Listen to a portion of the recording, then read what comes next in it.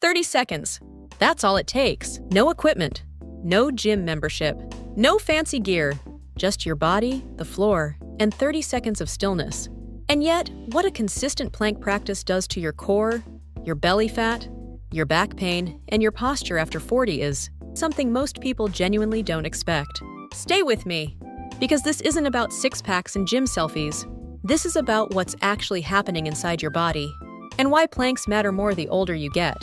Welcome back, or if you're new here, this channel is dedicated to practical, evidence-based fitness and health for people in their 40s, 50s, and beyond.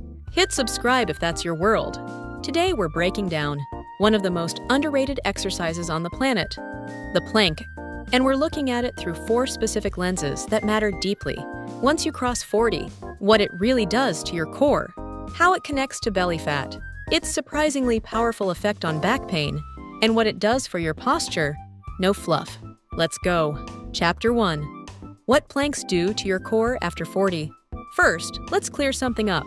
When most people hear core, they think abs, specifically the six-pack muscle, the rectus abdominis.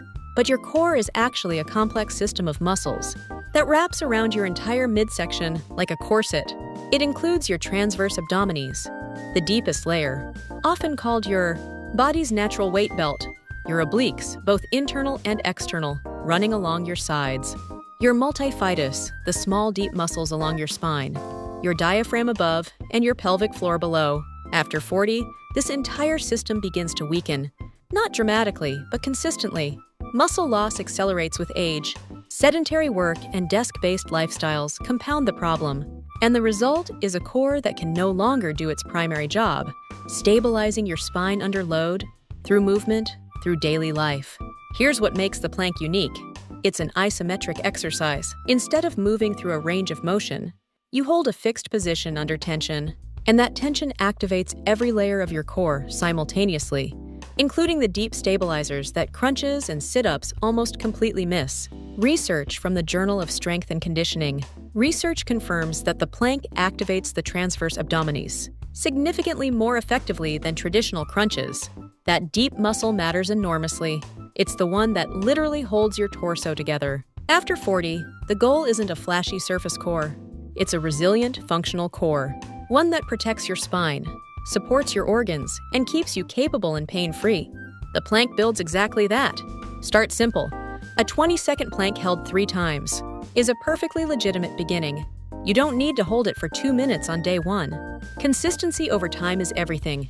The takeaway: planks train the deep, stabilizing core muscles that decline fastest with age, and that matter most for your long-term health and function. Chapter 2. Planks and belly fat after 40. Let's be honest about something: the plank alone will not burn your belly fat. Anyone telling you otherwise is oversimplifying. But here's what's true, and it's actually more interesting. After 40, belly fat accumulation is driven by a few key factors: hormonal changes, declining muscle mass, insulin sensitivity shifts, and elevated cortisol from chronic stress. You can't do a single exercise and undo all of that. But the plank addresses several of these mechanisms indirectly and powerfully. First, muscle preservation and metabolic rate. Every pound of muscle burns roughly 6 to 10 calories per day at rest.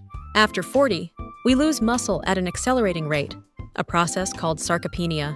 As muscle mass drops, your resting metabolic rate drops with it, and the body becomes far more efficient at storing fat, particularly around the midsection. Planks are a resistance exercise. They create tension in muscle tissue that signals the body to maintain and build muscle. Consistent planking, combined with adequate protein, helps preserve the metabolic engine that keeps fat from accumulating. Second, cortisol and core activation. Here's a less obvious connection: chronic high cortisol. The stress hormone is one of the primary drivers of visceral belly fat, specifically the dangerous fat stored deep around your organs. Exercise, including plank-based core training, has been shown to regulate cortisol levels over time.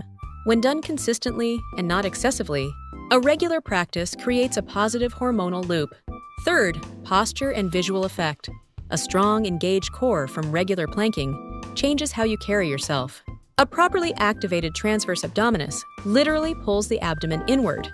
People who develop genuine core strength often look and feel slimmer without losing a single pound. because they're finally using the muscles that were always there. For real belly fat reduction, planks work best as part of a broader approach, combined with a whole food diet, adequate sleep, and regular movement. But they are a meaningful and often overlooked piece of the puzzle. The takeaway: planks don't burn belly fat directly, but they preserve muscle mass, help regulate cortisol, and build the core engagement that contributes to a leaner, more supported midsection over time. Chapter 3. Planks and back pain after 40. Back pain is one of the most common complaints for people over 40 globally, across every country, every culture, every occupation. The World Health Organization estimates that low back pain affects up to 619 million people worldwide and is the leading cause of disability in most countries, and one of the most significant, underappreciated contributors to chronic low back pain is a weak core. Here's why. Your spine doesn't support itself. It's held in place by the muscles surrounding it. When those muscles, the deep core stabilizers we talked about earlier, are weak or disengaged, the spine is left to bear load and stress. It was never designed to handle alone. The discs compress, the joints wear unevenly. The result, over time, is the kind of persistent, nagging back pain that millions of people over 40 live with every single day. The plank directly addresses this. By strengthening the transverse abdominis and the multifidus, the two muscle groups most responsible for spinal stability, regular plank practice reduces the strain placed on the lumbar spine during movement. When your core is strong, your back doesn't have to compensate. A landmark study in the Journal of Physical Therapy, Science found that core stabilization exercises, including isometric holds like planks, produced significantly greater reductions in chronic, low back pain than conventional physical therapy exercise alone. Another review in Spine Journal found that core strengthening was more effective than general exercise for reducing pain and improving function in people with non-specific chronic low back pain. Chapter 4. Planks and Posture After 40. If you've ever caught a glimpse of yourself in a shop window and thought, "When did I start walking like that?" You're not alone. Posture changes significantly after 40.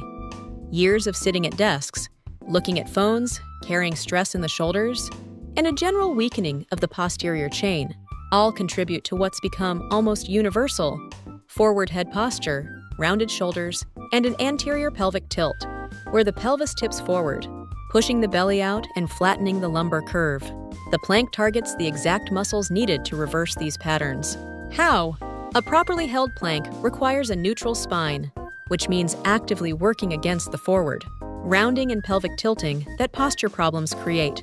Done consistently, it trains your body to understand what neutral actually feels like, making it easier to maintain throughout the day. The plank also engages the glutes, the serratus anterior, which pulls the shoulder blades flat against the rib cage, and the deep spinal extensors. These are precisely the muscles that go quiet during prolonged sitting and that allow posture to deteriorate. Chapter 5. Your simple plank plan after 40. Let's make this real. Here's a simple, sustainable plank plan anyone can start this week, regardless of fitness level. First and second week foundation: 3 sets of 20 seconds. Rest 30 seconds between sets. Once daily, 5 days a week. Focus entirely on form, neutral spine, steady breathing, engaged core. Third and fourth week build: 3 sets of 30 seconds. Same rest. Add a side plank variation, 20 seconds each side, to target the obliques and lateral core. Fifth and sixth week, progress 3 sets of 40 to 45 seconds. Begin experimenting with a slight reach or leg lift to add instability. This dramatically increases core activation without adding time. Beyond 6th week, aim for 60-second holds. Introduce plank variations: forearm plank, reverse plank, plank with shoulder taps. Rotate them to keep the stimulus fresh and prevent plateaus. One rule: never sacrifice form for time. A 20-second perfect plank beats a 90-second sagging mess every single time. Your back will thank you. Here's the thing about planks after 40: they're not glamorous. They won't go viral. Nobody's filming a highlight reel of a 30-second hold. But what they do quietly, consistently, over weeks and months to your core strength, your belly profile, your back, and the way you carry yourself through the world, that's genuinely transformative. 30 seconds a day. Start today.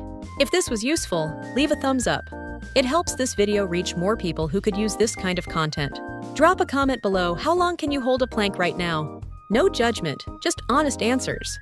I want to hear from people all over the world. Subscribe if you haven't, and I'll see you in the next one.